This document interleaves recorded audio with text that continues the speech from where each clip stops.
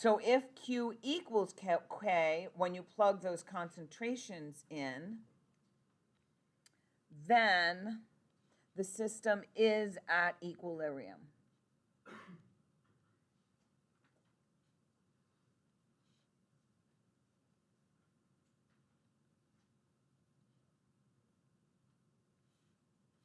And there will be no shift because the system is at equilibrium and it's just going, the changes in concentration are changing at the same rate. The rate of change is equal. If Q is greater than K, then the ratio of products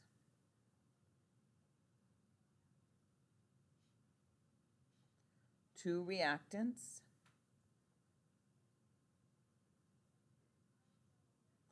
is too high. Because remember, we want that ratio to be equal to K. That means that the system is at equilibrium. So if it's greater than K, then the numerator is too large, which is the products. So the reaction is going to shift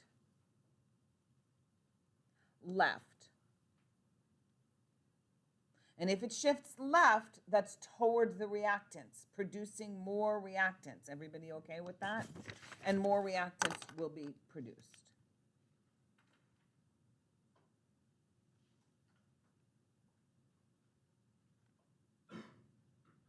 And that will bring it back toward equilibrium. If Q is less than K, the ratio of products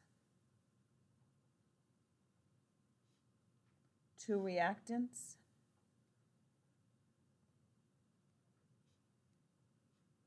is too low. And you're going to shift right.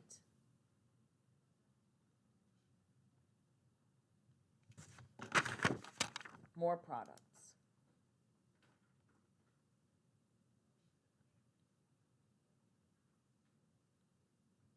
Okay. All right, example. Let's do an example.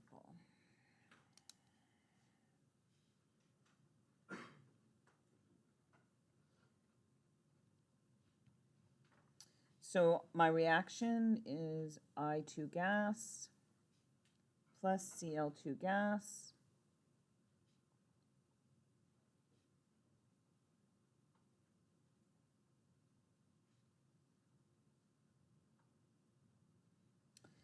and the Kp is equal to 81.9. So the mixture contains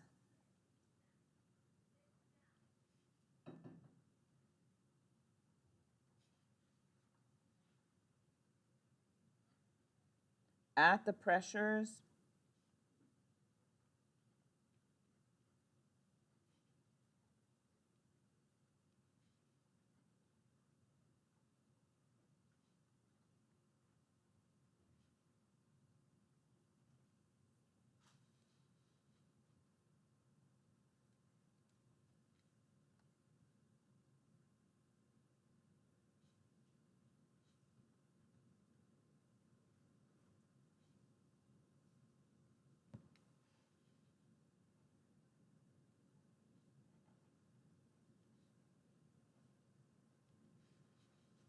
the question is the system at equilibrium?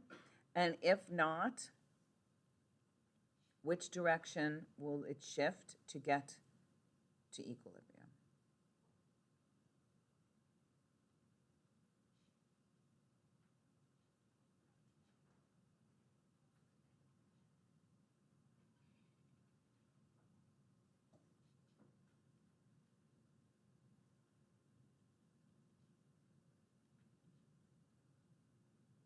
Okay.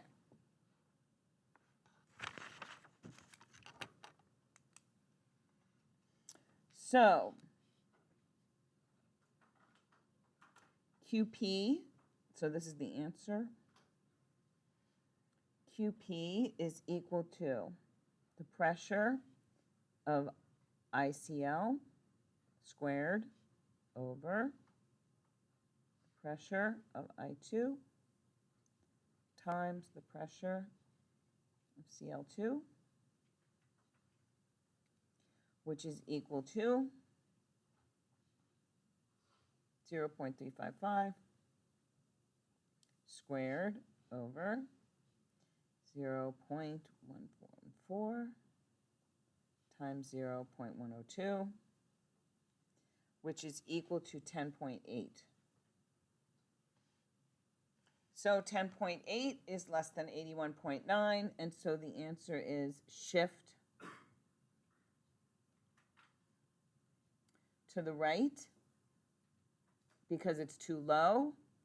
So it's going to shift to the right to get more products.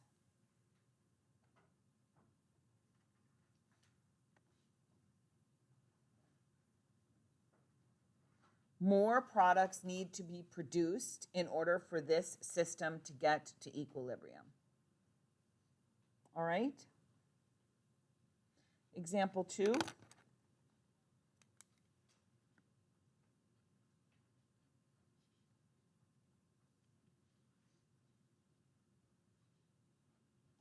N2O4 gas is going to decompose to 2NO2 gas.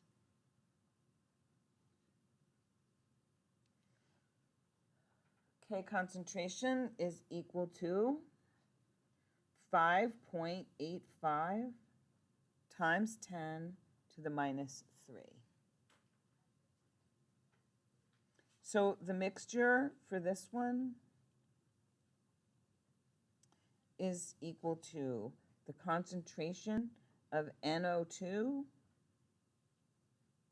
is equal to 0.0255 molarity, and the concentration of N2O4 is equal to 0.0331. Now I want to be clear about something, molarity. This is not at equilibrium. It's not at initial. Somebody could have chucked more in of the N2O4 after initial. They could have said, hey, what would happen if we just threw some more of the dinitrogen tetroxide in there, right? So, you know, it's at equilibrium. Let's just see what happens if we put more dinitrogen tetroxide in there. Okay, let's run it and see. Is it going to shift left? Is it going to shift right? What happens? Right? So that's what's happening here. These are like random concentrations. There's no, oh, it's already shifted this way or anything. So now we're seeing what happens. So again, we're going to take our Q, which is going to end up being our nitrogen dioxide squared over dinitrogen tetroxide, which is equal to 0.0255 squared over 0.0331. And that equals 1.96 times 10 to the negative 2. So this is greater than our Kc, and so because Q is greater than K, we're going to shift left to produce more reactants.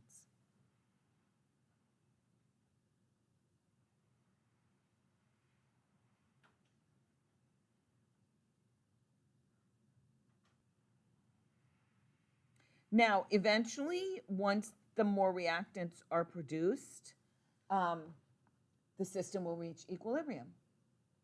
Now, if you want to put more concentration of something in and shift them again, that'll happen, okay? Questions?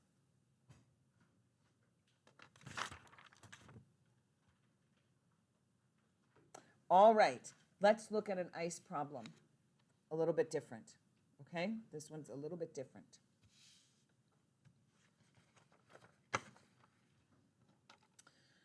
So in this, we're going to be plugging in X's for changes in concentrations. And this is what shows up on the test. All right. So we're going to use ice tables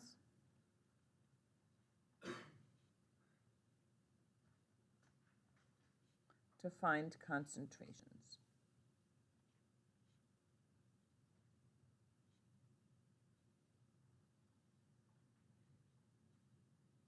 All right, here we go. So we're going to use N2, which is a gas, plus O2,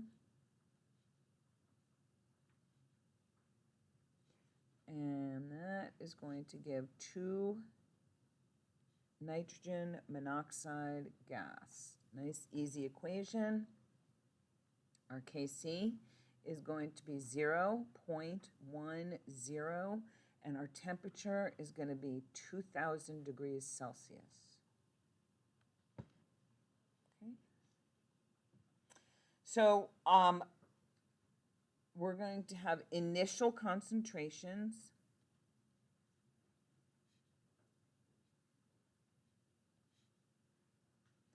Our N2 is going to be 0.200 molarity, and our O2 is going to be 0.200 molarity. And the question is, what are our equilibrium concentrations of everything? Okay, so what I'm looking for is all concentrations at equilibrium.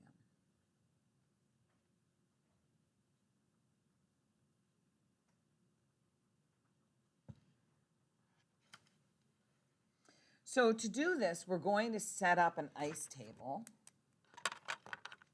So I'm going to set up initial,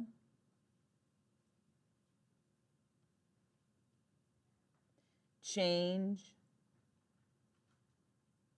and equilibrium.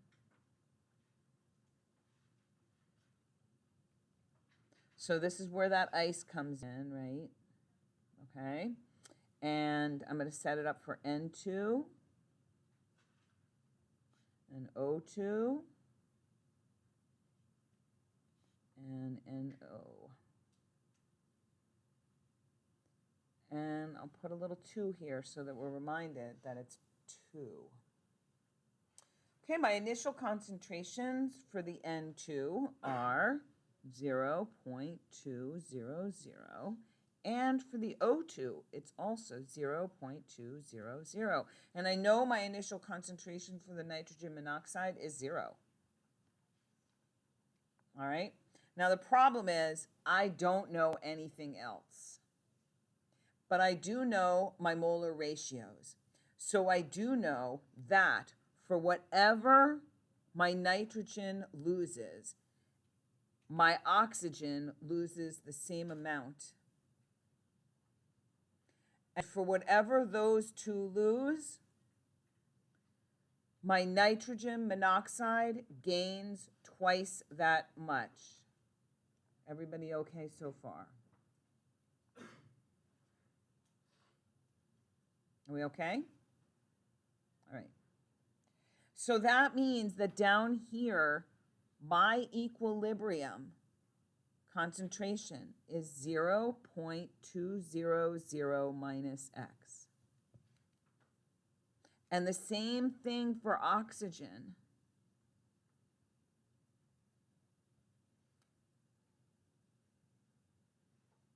And my nitrogen monoxide is 2X. Everybody all right? Now, I know what my Kc is because they gave it to me. All right?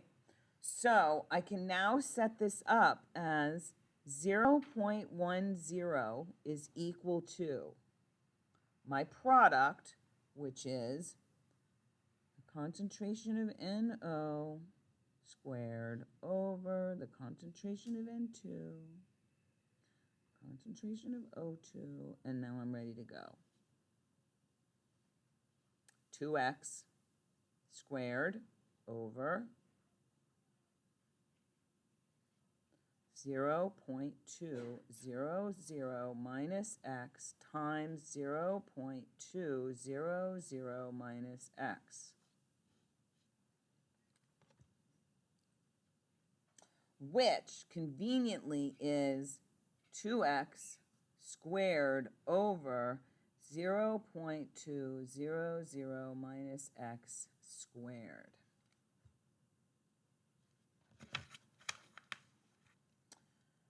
Now, your algebra skills, 2 skills, are your best friends with these ICE tables, okay? Now, in this one, we're going to take the square root of both sides. Everybody okay? So when I do that, I get 0.316 is equal to 2x over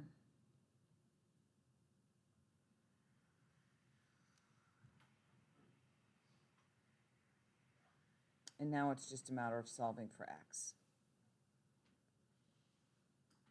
See that? And your calculators just do this, don't they? You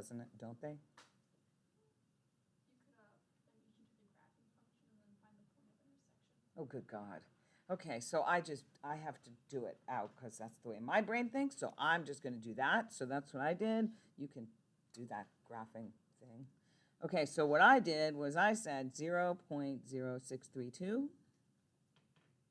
minus 0.316. X is equal to 2x. And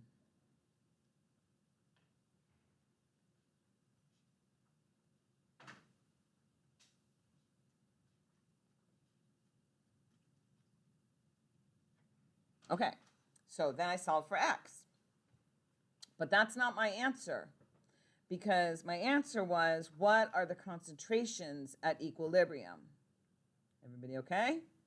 So my concentrations of N2 is equal to 0.200 minus, minus 0.0273, which is equal to 0. And I think I get 3, 0.173. Is that right?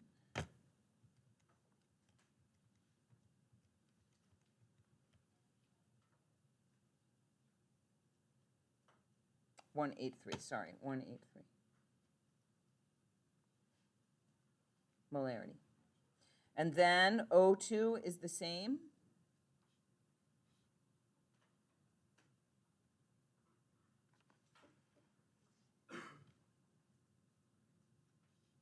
And 2 times X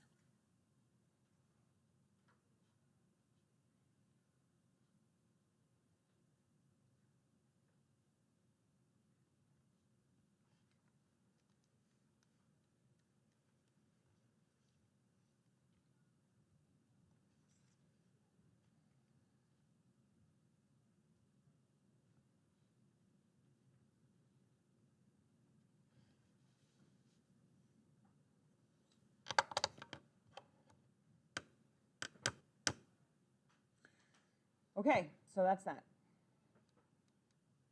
Okay? Now, on the exam, you have one of these, and then they say, basically, what is X? So you have to fill this in. Or they say, what is the change in the concentration of O2 relevant to X? You know, when you say negative X. So if you've done the table correctly, then you can answer. So you may have one tonight, because I haven't done it, that has you solving with the quadratic equation. Do not, because you never have to solve with the quadratic equation. Set the quadratic equation up, but don't solve. Like, I want to see negative b plus or minus, but don't solve, okay? And that's where we'll end, all right? But you'll probably have one where you have to solve with the concentration, you know what I mean? Well, we'll assume that if you can get the quadratic equation set up correct, that you're gonna get the answer correct, and then we're not gonna worry about it. All right? And then when we do the free responses, then we'll finish it out because they will be finishable on the exam. Because they're like this. They go all the way to the end. If they're gonna go to the end, they go to the end without the quadratic equation. All right? Okay?